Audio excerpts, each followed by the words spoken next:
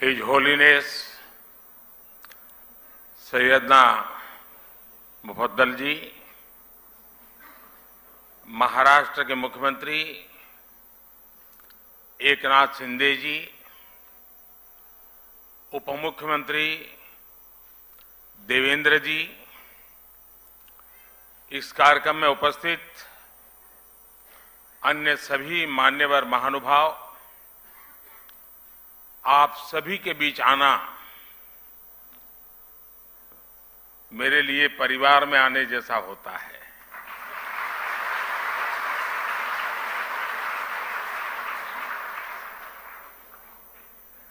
और वो जो मैंने आज आपकी वीडियो देखा, फिल्म देखी, तो मेरी एक शिकायत है और मैं चाहूंगा कि इसमें सुधार कीजिए। आपने बार बार उसमें माननीय मुख्यमंत्री और माननीय प्रधानमंत्री कहा है। मैं आपके परिवार का सदस्य हूं, न मैं यहां प्रधानमंत्री हूं न मुख्यमंत्री हूं।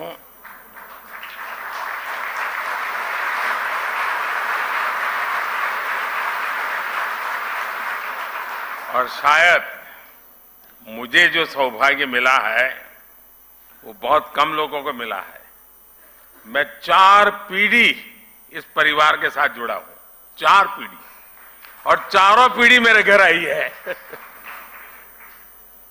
ऐसा सौभाग्य बहुत कम लोगों को मिलता है। और इसलिए मैं कहता हूं कि फिल्म में जो बार बार मुख्यमंत्री और प्रधानमंत्री है, मैं तो आपके परिवार का सदस्य हूं और हर बार एक परिवार के सदस्य के रूप में आने का जब भी अवसर मिला है, मेरी खुशियां अनेक गुना बढ़ गई है।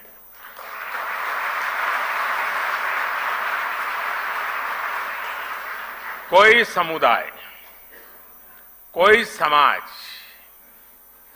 या संगठन, उसकी पहचान इस बात से होती है कि वो समय के अनुसार अपनी प्रासंगिकता को कितना कायम रखता है। समय के साथ परिवर्तन और विकास की इस कसौटी पर दाऊदी बोहरा समुदाय ने हमेशा खुद को खरा साबित किया है। आज अल जमाया तुस्सैफिया जैसे शिक्षा के महत्वपूर्ण केंद्र का विस्तार इसका एक जीता जागता उदाहरण है। मैं संस्था से जुड़े हर व्यक्ति को मुंबई शाखा शुरू होने की और 150 साल पुराना सपना पूरा हुआ है, आपने पूरा किया है। मैं आपको बहुत बहुत बधाई देता हूं, बहुत दिल से बधाई देता हूं। साथियों, दाऊदी बोहरा समुदाय और मेरा रिश्ता कितना पुराना है, ये शायद ही कोई ऐसा होगा जिसको पता न हो। मैं दुनिया में कहीं पर भी गया, वो प्यार यानी एक प्रकार से बरसता रहता है। और मुझे तो, मैं हमेशा एक बात जरूर बताता हूं, मैं सैयदना साहब 99 एज थी, मैं ऐसे ही चला गया वहां सरसपुर। 99 एज में वो बच्चों को पढ़ा रहे थे जी। मेरे मन को वो घटना आज भी इतना प्रेरित करती है। क्या कमिटमेंट, नई पीढ़ी को प्रशिक्षित करने का सैयदना साहब का क्या कमिटमेंट है।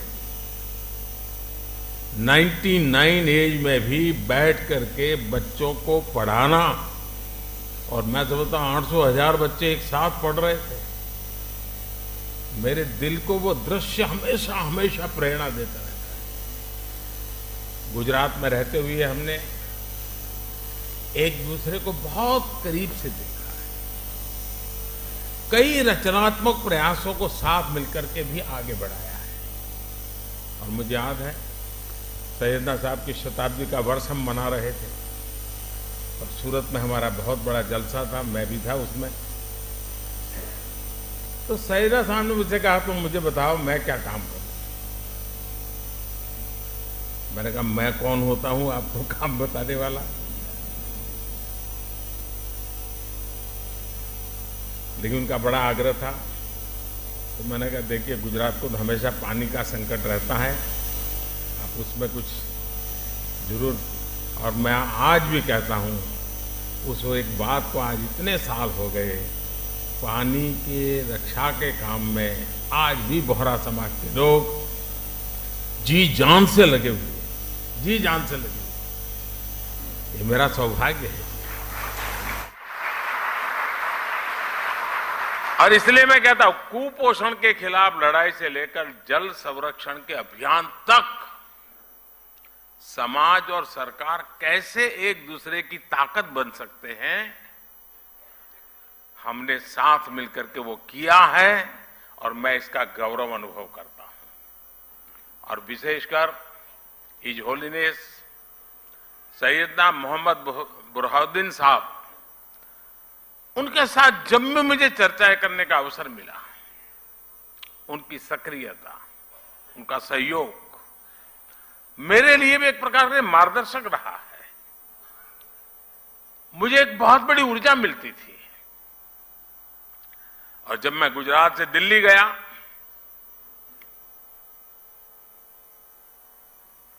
आपने गादी संभाली, वो प्यार आज भी बना हुआ है, वो सिलसिला चलता रहा। इंदौर के कार्यक्रम में his holiness doctor Syedna Mufaddal Saifuddin साहब और आप सब ने अपना जो स्नेह मुझे दिया था, वो मेरे लिए बहुत अनमोल है। साथियों, मैं देश ही नहीं, जैसा मैंने कहा विदेश में भी कहीं जाता हूं तो मेरे बोहरा भाई बहन रात में अगर 2 बजे भी लैंड किया है तो 2-5 परिवार तो आए ही हैं एयरपोर्ट पे। मैं उनको कभी कहता हूं इतनी ठंड में आप क्यों कष्ट उठाते हैं? नहीं, बोले आप आए हैं तो बस हम आ गए। वो दुनिया के किसी भी कोने में क्यों ना हो, किसी भी देश में क्यों ना हो, उनके दिलों में भारत की चिंता और भारत के लिए प्रेम हमेशा दिखाई देता था।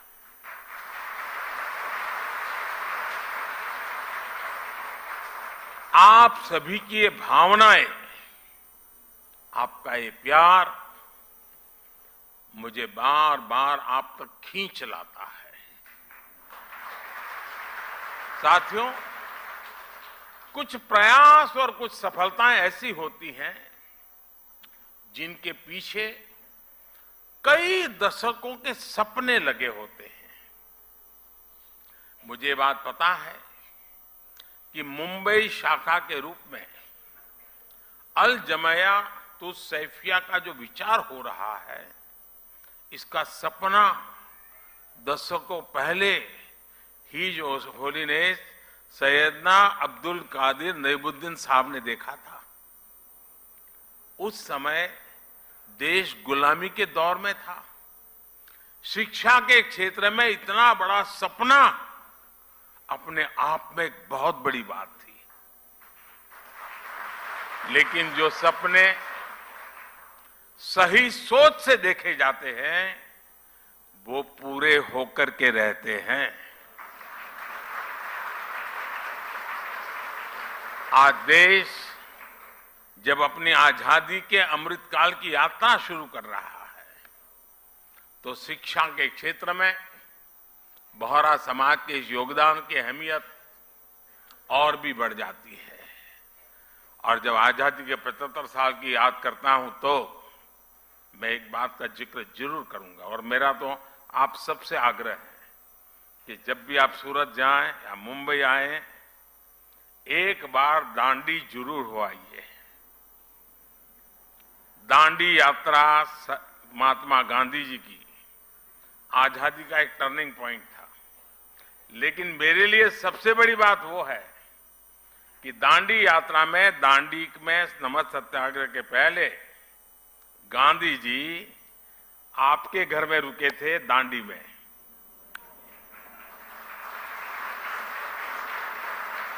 और जब मैं मुख्यमंत्री बना तो मैंने आपसे प्रार्थना की, सैयदना साहब से मैंने कहा, सैयदना साहब मेरे दिल में बहुत बड़ी इच्छा है, एक पल के गंवाए बिना वो बहुत बड़ा बंगलो समुद्र के सामने है बिल्कुल, वो पूरा बंगलो मुझे दे दिया और आज वहां बढ़िया स्मारक बना हुआ है। दांडी यात्रा की स्मृति में सैयदना साहब के वो यादें दांडी यात्रा के साथ अमर हो चुकी है जी।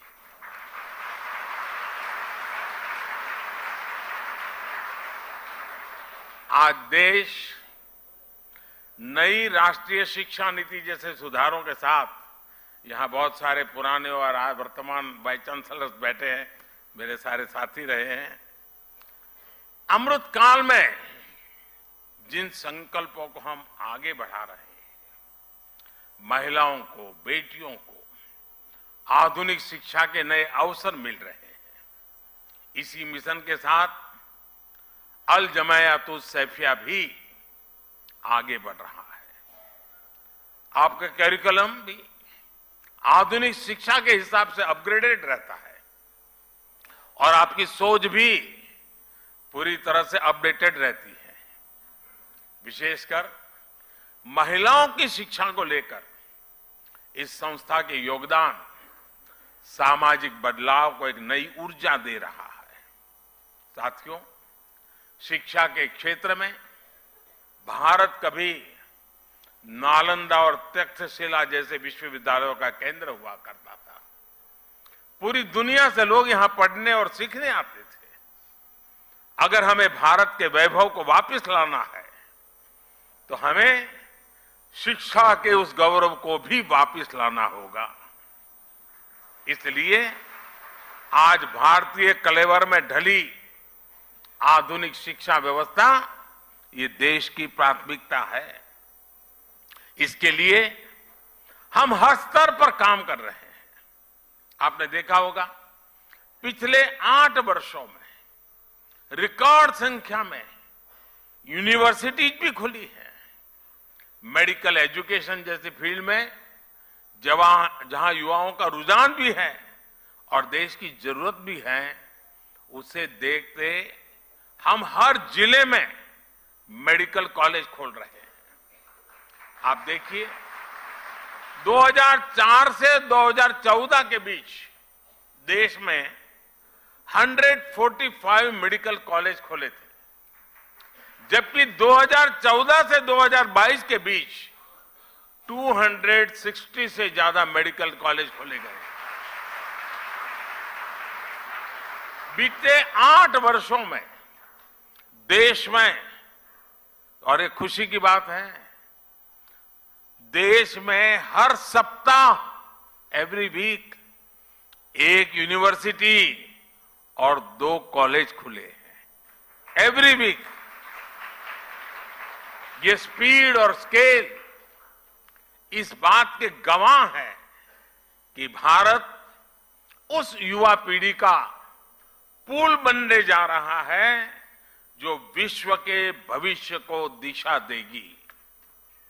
साथियों, महात्मा गांधी कहते थे कि शिक्षा हमारे आसपास की परिस्थितियों के अनुकूल होनी चाहिए, तभी उसकी सार्थकता बनी रह सकती है। इसलिए देश ने शिक्षा व्यवस्था में एक और अहम बदलाव किया है। ये बदलाव है एजुकेशन सिस्टम में स्थानीय भाषा को महत्व देना। अब हम देख रहे थे सारा गुजराती में जिस प्रकार से कविता के माध्यम से जीवन के मूल्यों की चर्चा हमारे साथियों ने की। मातृभाषा की ताकत, मैं गुजराती भाषी होने के कारण बहुत शब्दों को से ऊपर उस भावना को पकड़ पा रहा था, मैं अनुभव कर रहा था। साथियों, गुलामी के समय अंग्रेजों ने इंग्लिश को ही शिक्षा का एक पैमाना बना दिया था। दुर्भाग्य से आजादी के बाद भी हम उस हीन भावना को ढोते रहे। इसका सबसे बड़ा नुकसान हमारे गरीब के बच्चों को, दलितों, पिछड़ों और कमजोर वर्ग को हुआ। प्रतिभा होने के बाद भी उन्हें केवल भाषा के आधार पर प्रतियोगिता से बाहर कर दिया जाता था। लेकिन अब मेडिकल और इंजीनियरिंग जैसी पढ़ाई भी स्थानीय भाषा में की जा सकेगी।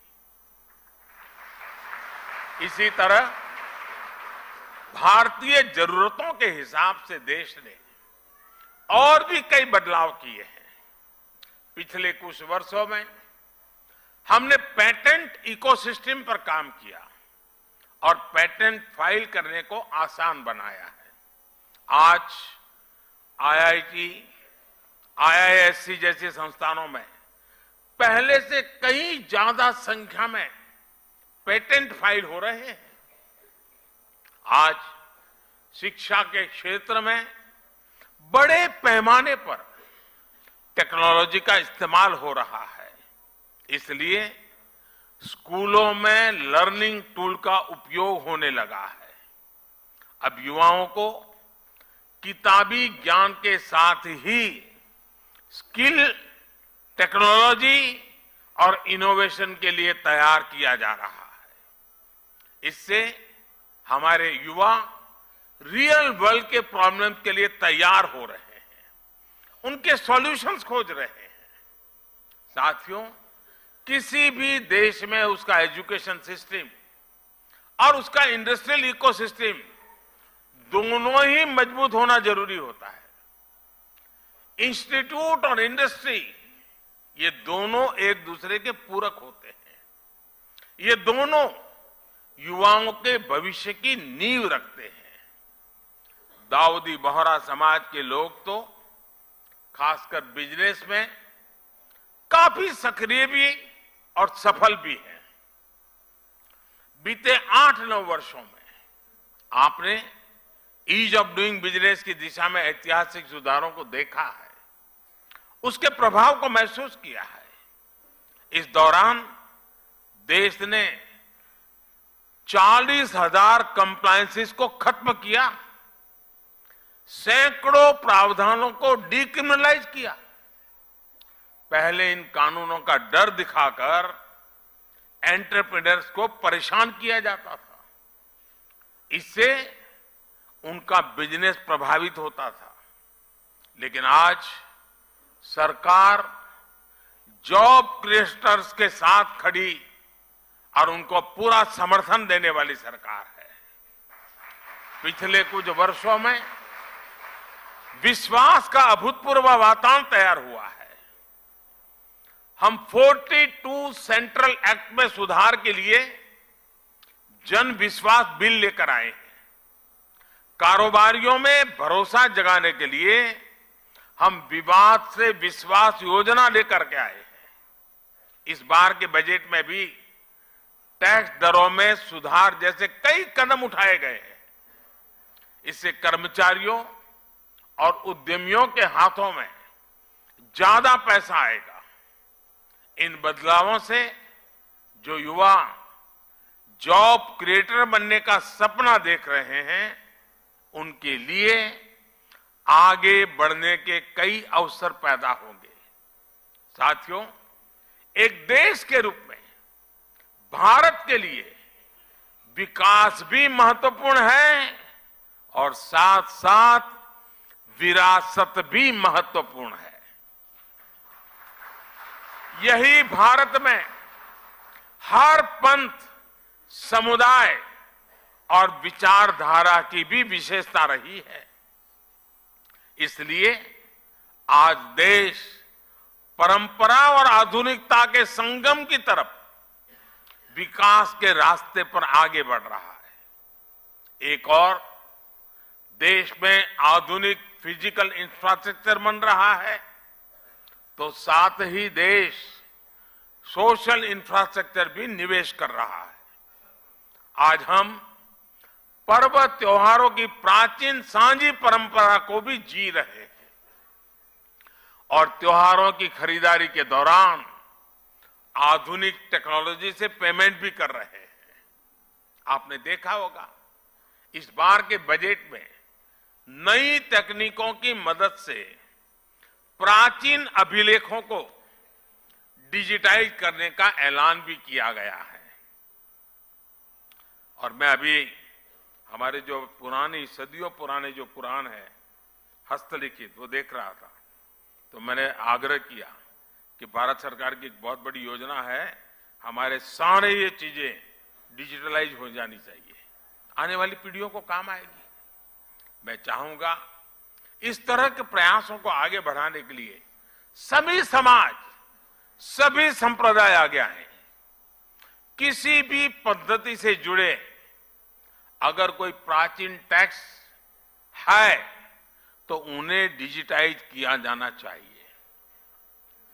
बीच में मैं मंगोलिया गया था, तो मंगोलिया में हस्तप्रत भगवान बुद्ध के जमाने की कुछ चीजें थी, अब वहां पड़ी थी, तो मैंने कहा कि आप मुझे दे दीजिए, मैं इसको डिजिटलाइज करता हूं, और उस काम को हमने कर दिया। हर परंपरा, हर आस्था एक सामर्थ्य है। युवाओं को भी इस अभियान से जोड़ा जाना चाहिए। दाऊदी बोहरा समाज इसमें बहुत बड़ी भूमिका निभा सकता है। इसी तरह पर्यावरण संरक्षण हो, मिलेट्स का प्रसार हो, आज भारत इन विषयों पर पूरे विश्व में बड़े अभियान को लीड कर रहा है। आप इन अभियानों में भी जन भागीदारी को बढ़ाने के लिए इन्हें लोगों के बीच लेकर जाने का संकल्प ले सकते हैं। इस वर्ष भारत G20 जैसे महत्वपूर्ण वैश्विक मंच की अध्यक्षता भी कर रहा है। बोहरा समाज के जो लोग विदेशों में फैले हैं, वो इस अवसर पर विश्व के सामने सामर्थ्यवान होते भारत के ब्रांड एम्बेसडर का काम कर सकते हैं। मुझे विश्वास है कि आप हमेशा की तरह इन जिम्मेदारियों का उतनी ही खुशी से निर्वहन करेंगे। विकसित भारत के लक्ष्य तक पहुंचने में दाऊदी बोहरा समुदाय अपनी महत्वपूर्ण भूमिका निभाता रहा है, निभाता रहेगा, ये मेरा पूरा विश्वास है। और इसी कामना और इसी विश्वास के साथ आप सभी को मैं फिर से एक बार बहुत बहुत शुभकामनाएं देता हूं। और इस पवित्र अवसर पर आपने मुझे यहां आने का अवसर दिया। सैयदना साहब का विशेष प्यार रहा है। पार्लियामेंट चल रही थी, फिर भी मेरे लिए यहां आना उतना ही महत्वपूर्ण था, और इसलिए मुझे आज आकर के आप सबके आशीर्वाद लेने का सौभाग्य मिला। मैं फिर एक बार आप सबका हृदय से बहुत बहुत धन्यवाद करता हूं। बहुत बहुत धन्यवाद।